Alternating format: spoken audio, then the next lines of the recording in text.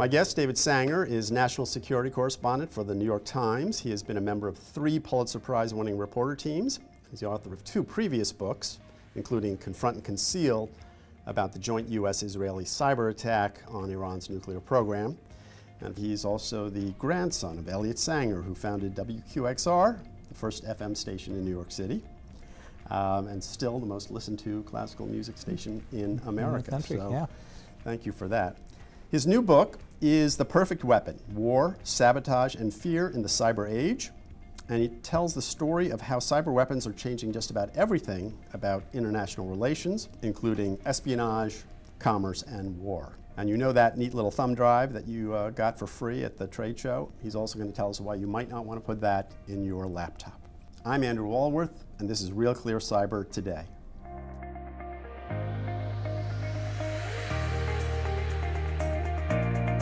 David, welcome to the show. Great to be with you, Andrew. And thank you for having us here at the New York Times Bureau in Washington, D.C. Welcome to our humble abode a few blocks from the White House. Right. So you've titled the book The Perfect Weapon, not the ultimate weapon, not the final weapon, but the perfect weapon. Why is cyber the perfect weapon? Cyber is the perfect weapon for several reasons. First of all, it's dirt cheap, and so it's the great leveler for those countries that can't afford to go up against their adversaries in a big, confrontational, traditional military way. Secondly, unlike nuclear weapons, biological weapons, you can dial them up, you can dial them down, you can adjust them so that you're trying to calibrate the weapon to avoid having a military response from your adversary. Thirdly, it's got huge range.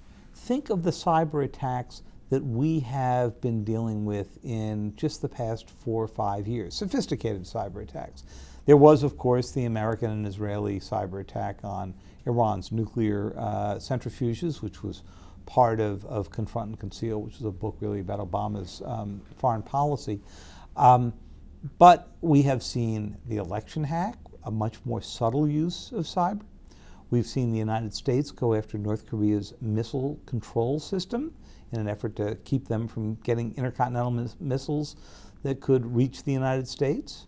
We have seen China use cyber to not only suppress dissent, but to gather a vast amount of data from the Office of Personnel Management, 22 million security files on everybody who's had security clearances. This is far more than just your social security number and your birth date, and then use big data around those.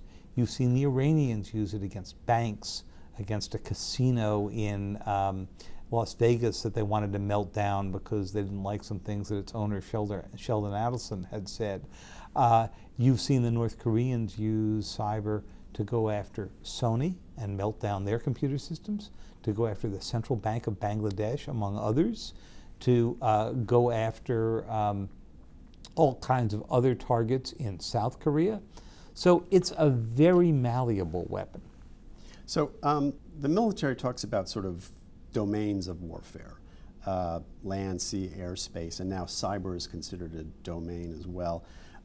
So how is it different from that point of view? In other words, I understand people are doing all sorts of cyber espionage, and there's all sorts of levels of things that you can do in cyber. But when you come to sort of viewing it through a military lens, right, how do you differentiate, and this is a longer conversation, so you don't have to give it all in one answer, but how do you differentiate sort of strategy in cyberspace compared to strategy in other domains? Well, I'm not sure you do, and I'm not sure it's actually a wise thing to consider cyber a completely separate domain, because it makes people think that we'll be conducting cyber wars over here and regular traditional wars over here. Right. And that's not the way the world works. You know, just as people thought we would be having separate air wars when the airplane came into effect, and now we think of air power as integrated with every other force that we have, ground, naval, space, you name it. At the same time, there are discrete low-level cyber conflicts that are going on every day. And that also is what makes it such an unusual weapon. Yeah, so isn't that part of the difference, is that it's not just I mean, all weaponry, I guess, exists on some sort of continuum.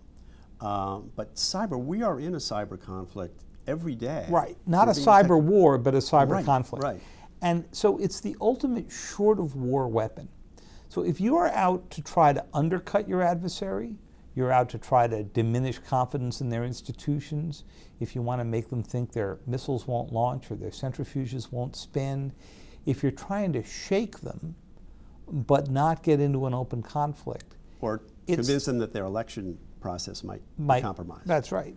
That is the kind of thing that you would use cyber for.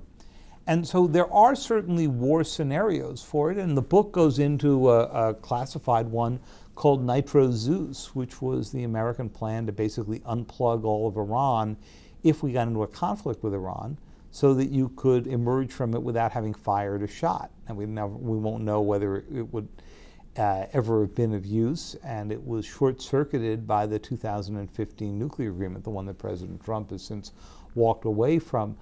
But it gives you a sense of how cyber was already getting integrated into a larger American war plan, and this was 3 or 4 years ago. So cyber, in some sense, could be a prelude to a conflict. In other words, your first step might be to disable their power systems, that sort of thing, whatever. Or, in essence, can be a substitute for that. That's right. It could be a prelude, a substitute, or the beginning and the end. Right. Because if you can stop a country from communicating with its military forces, you might have finished off the war as it started. Before it even starts. So when I started to think about cyber and look at it, my mind immediately went to sort of the lexicon of nuclear weapons and all the concepts that around there, including things like deterrence and mutual assured destruction and even arms control. These are all sort of things that were sort of are sort of constructs, I think, that are in the military mind and certainly in military strategists' mind. And is there a danger that people have sort of looked at those constructs, used those sort of mental maps, and tried to apply them to cyber? Because it seems to me the more I got into it, the less parallels there were on sort of every level. That's right.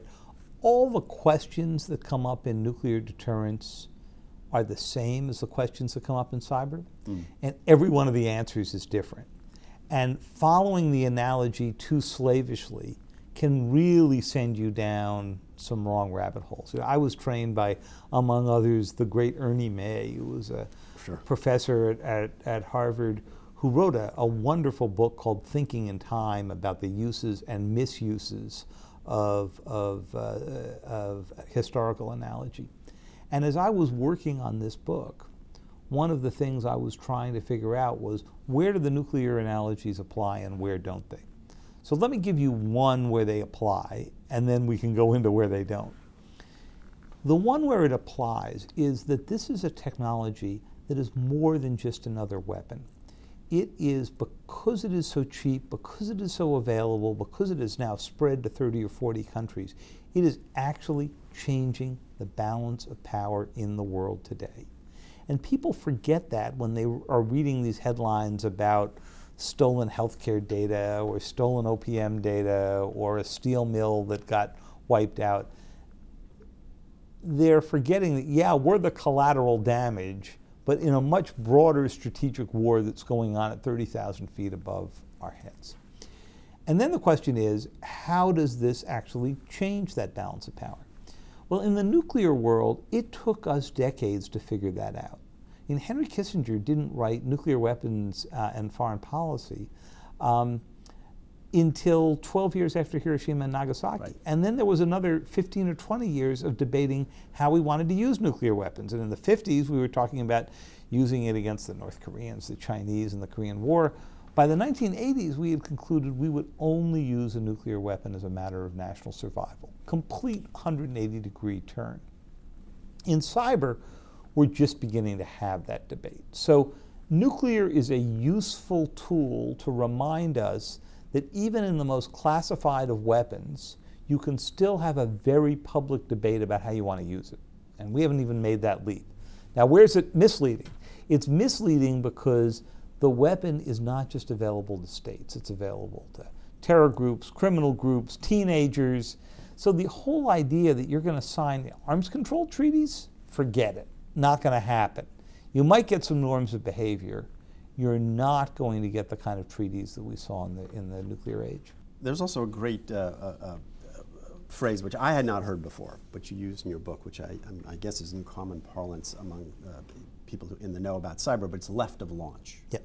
The idea that you would have a preemptive strike on an opponent's weaponry using what they call non-kinetic means. Now, this is an important distinction, I think, for our audience, which is that we always draw a distinction between kinetic warfare, which is when you actually blow things up, in the physical world, and everything else. And so cyber is considered a non-kinetic means of... Although you can use cyber to begin to blow some things up. Right. Ask the Iranians. They Yes. learned this lesson the hard way. Yeah. Yes, yes. Now, that's why it's also new. There is a point at which you're using cyber, you can cause bad things to happen in the physical world, right?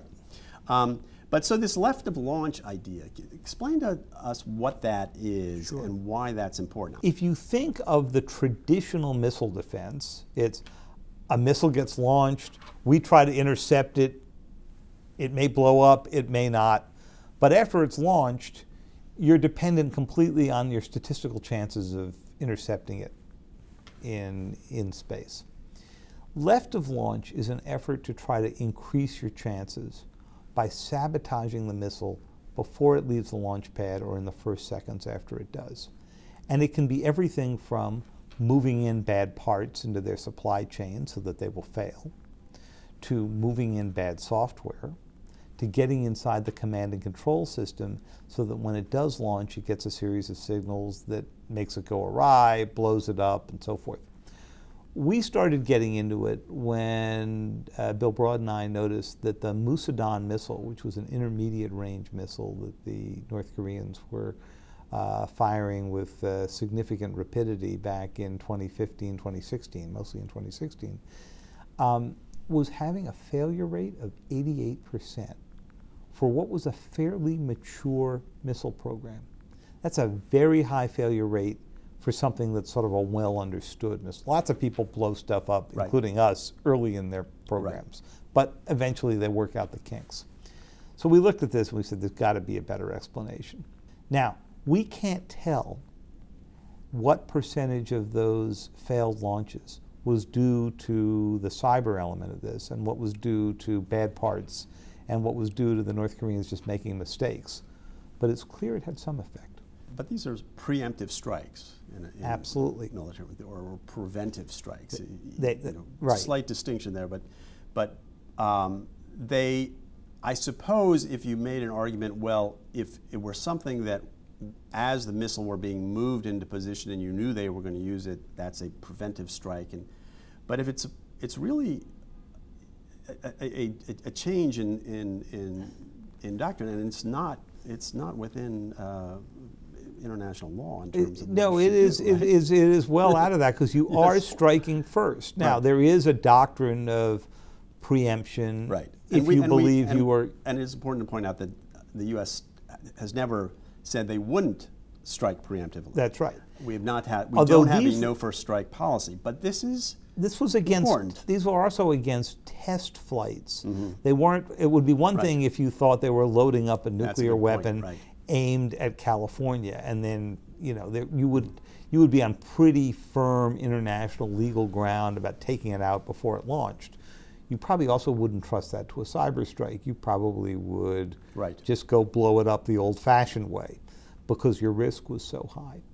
But this takes us into a new territory, partly because of the legal issues that you raise, which we could do separate discussion and broadcast on, but partly because of the precedent that it sets.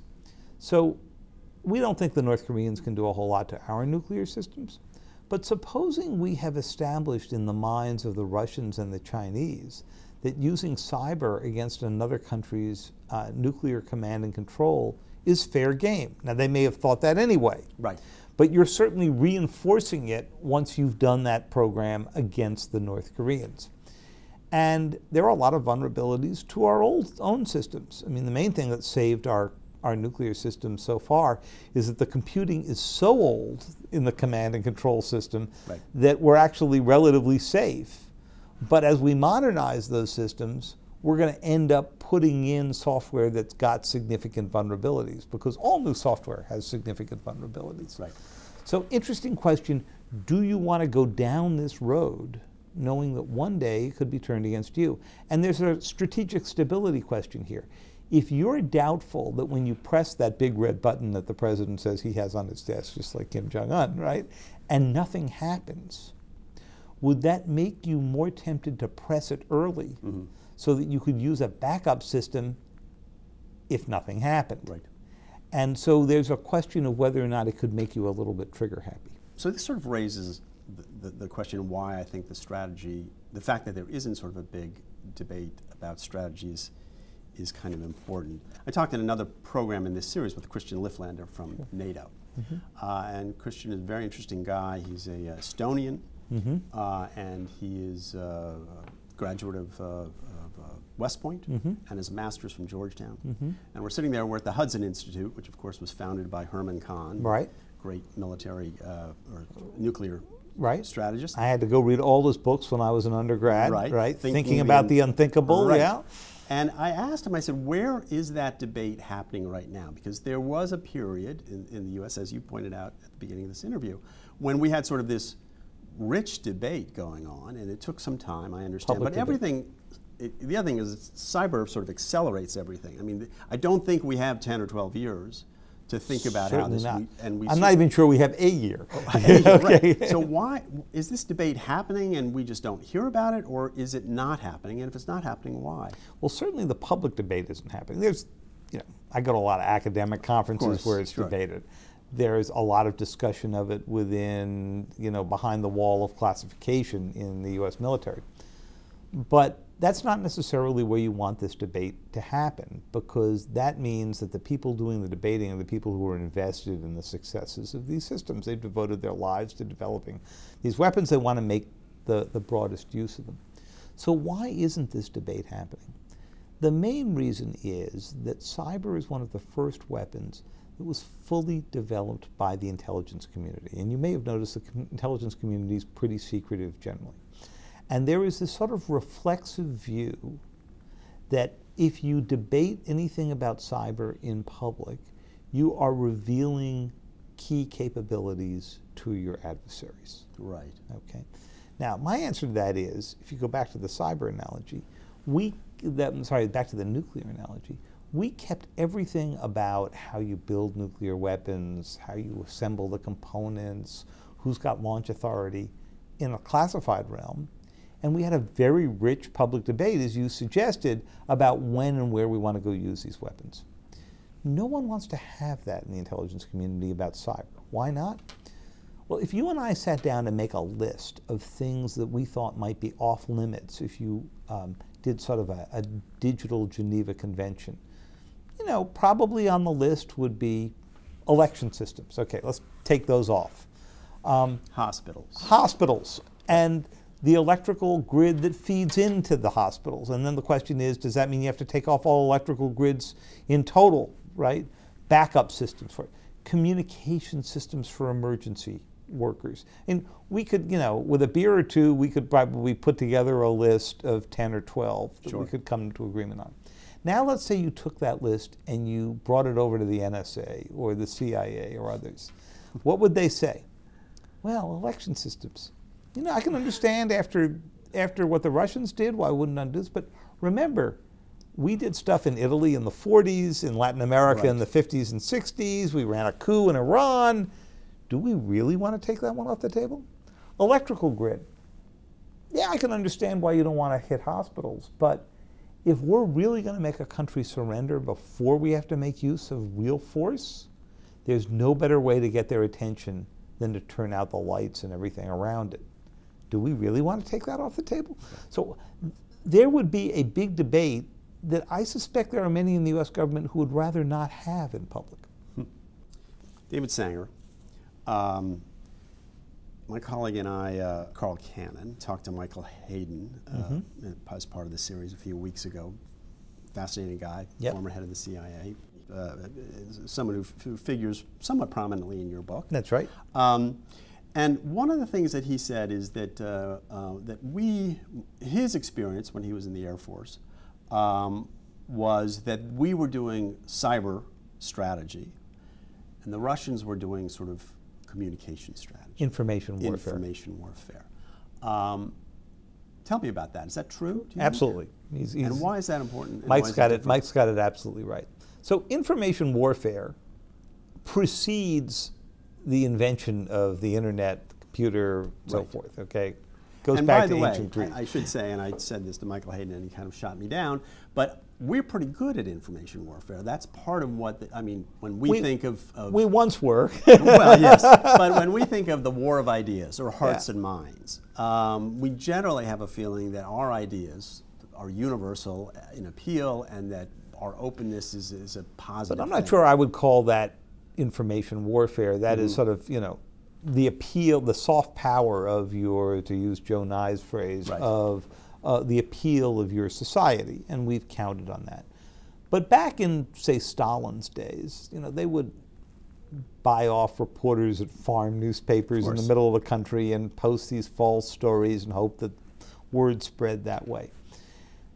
In the cyber world, the only difference is that you can post these stories and this false stuff sitting in St. Petersburg at the Internet Research Agency and spread them far more quickly and do a much larger volume of them and have vastly better graphics and not have to worry about how you're going to get it into the farm newspaper because you're putting it on Facebook. Right, right? And the rapidity with which it gets repeated, gets amplified. So it's old techniques that get supercharged by going through the modern technology. So the Russians have always thought of information warfare on the spectrum with cyber. We came to these issues from sort of Mike's old world of signals intelligence, right? That's what the NSA started as, right? We find secrets, things that are encrypted, we unencrypt them, you give it to policymakers and say, here's what the Russians and the Chinese are really saying to each other in what they thought was a classified network. Right. That has now moved because so much of the NSA is all about causing cyber effects because we now have the interface of the digital world, the internet world, with the physical world. So you can try to do some things defensively about information warfare. There's a big section of the book about how the United States tried and largely failed to stop ISIS's spread of propaganda. And they failed because you could take the stuff down, but it turned out it was on 5 more servers spread out from Germany to Canada, and it would just reappear later on, and you weren't really accomplishing very much for more than a day or two. Or you can go to the physical effects side. You can do what the United States and Israel did to those centrifuges, which was change the programming so they sped up and slowed down until they blew apart, or manipulate that data in the North Korean rocket system. So that has become the sort of new bridge in the physical world. We've never really focused very well as a democracy in doing the information warfare part and the fake news part. And then, of course, we've got the additional problem that what began being understood 2 years ago as Russian propaganda, as fake news, something you made up, is a phrase that got hijacked by President Trump and many of his supporters to try to describe the work done by real news organizations that do real reporting, including the one you're sitting in. Yeah, Joe Nye draws this distinction now between soft power and sharp power, which I think is sort of an interesting distinction. And I buy that. I buy that there's, but still you would think that one of the things that makes the United States hard to crack from a sharp power point of view is the fact that it's got this large and robust and free media landscape. And that it's true the Russians can post something on Facebook. I guess this brings me to this question of asymmetry, which is another sort of strategic concept. I mean, one of the asymmetric things, at least in the old day when it came to information warfare, or propaganda, if you will, was that if we were trying to reach someone in the Soviet Union with Voice of America, the Soviet Union with Voice of America, they had the official channels, and they had Voice of America and Radio Free. In other words, we were sometimes 50% of the conversation. Now, they jammed us, all that sort of stuff, but still, we were at the table in an information-scarce environment.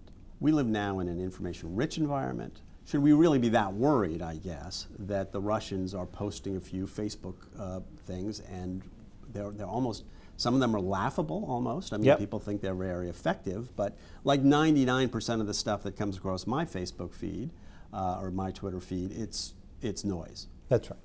So there are different theories on this. Theory number one is, who cares? They'll get washed away in the river of data that we've got. Right.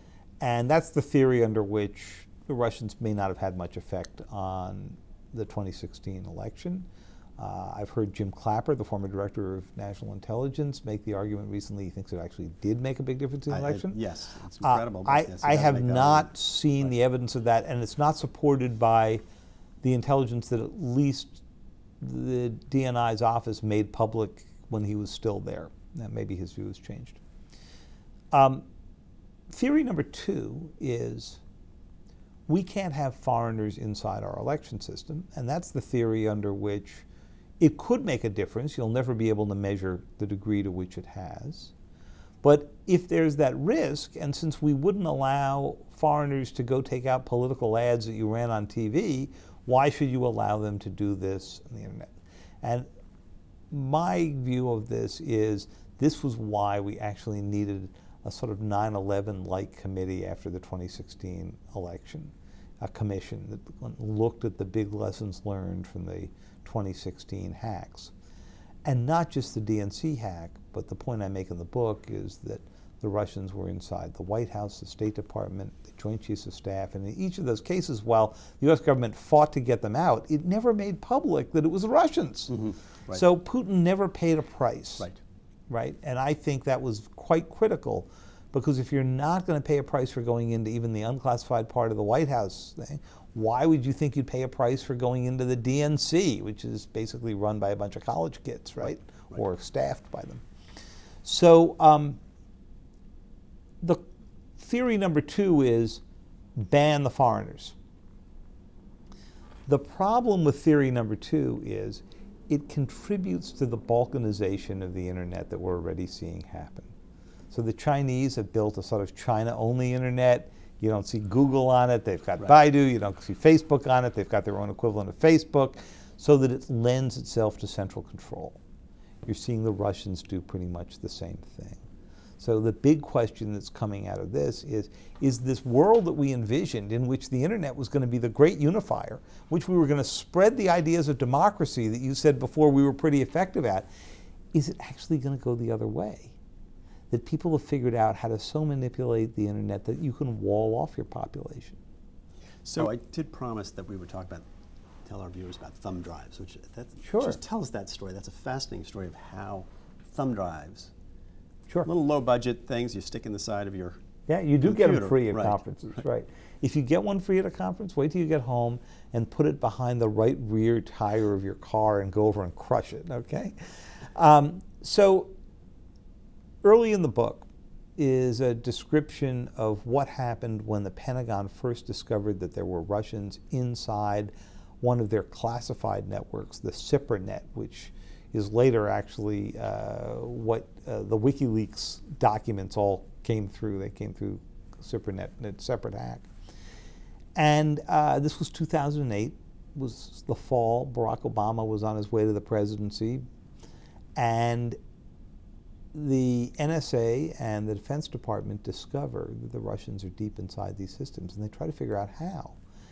And what they discovered was that in a parking lot at a base in the Middle East, they had littered the place with some of these thumb drives, each of which was infected with a program that was essentially a call home to Moscow beacon. And as people would put these in the thumb drives, they would begin to send everything that was inside the classified network out. Right. Because the thumb drive was already basically into the circuitry. Later, the Russians got better. We now know of at least one case of an NSA employee who brought unauthorized material home and put it on his computer, and his computer had Kaspersky, a Russian company's virus software. Now, antivirus software goes down to the base level of your computer because it's got to make sure that nothing has gotten in. It detected the code names for some key U.S. programs and beamed them out. We don't even know if this was with Kaspersky's knowledge, right back to Moscow. Right, right. So the thumb drive, the antivirus program, the things you're doing that you think you're doing to protect yourself, antivirus programs being the great example, can end up creating the vulnerability you're trying to avoid.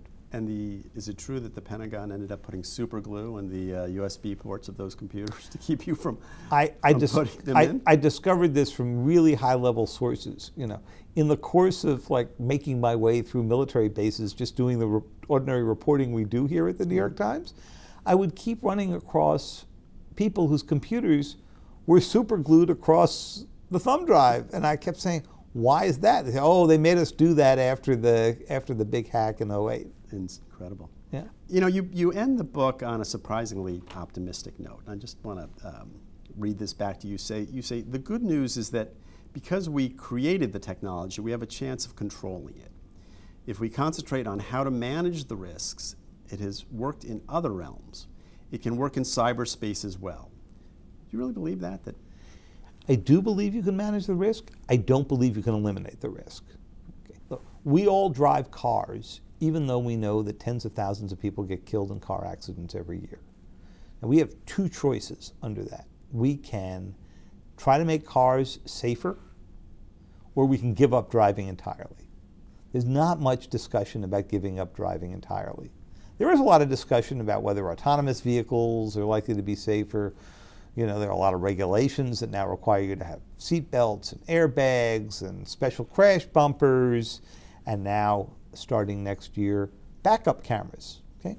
Basic safety equipment that we're saying, each one of which is going to go reduce the chances that we're going to have fatal accidents. And that's where we are in the internet. We're not turning it back.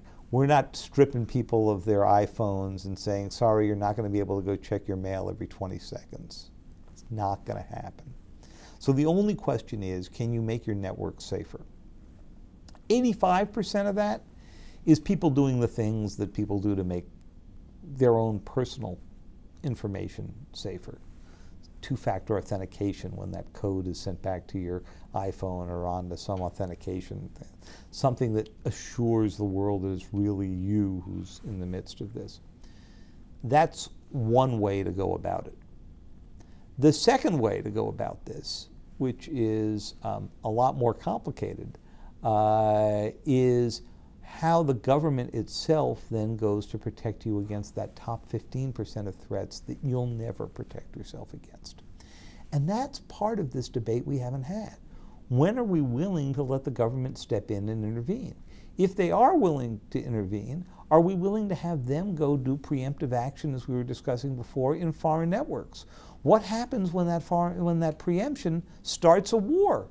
Because the Chinese come in and say, or the Russians come in and say, I know you think that that computer you just melted down was being used by people who were designing malware, but actually it was being used by people who were doing K-3 educational software. Right. You know? So, and you're going to have a hard time proving that your attack was justified. Right. So we're in a new realm that we need to be publicly figuring out, because these are not all acts of war. And you want to keep them from tripping into wars. On that happy note, we're going to leave the interview. David Sanger is my guest. The book is The Perfect Weapon. I'm Andrew Walworth, and this is RealClear Cyber Today. Thanks for joining us. There's more information about cybersecurity, including how U.S. military strategy is evolving, on our website. Just go to realcleardefense.com and you'll get a prompt to go to our cybersecurity homepage.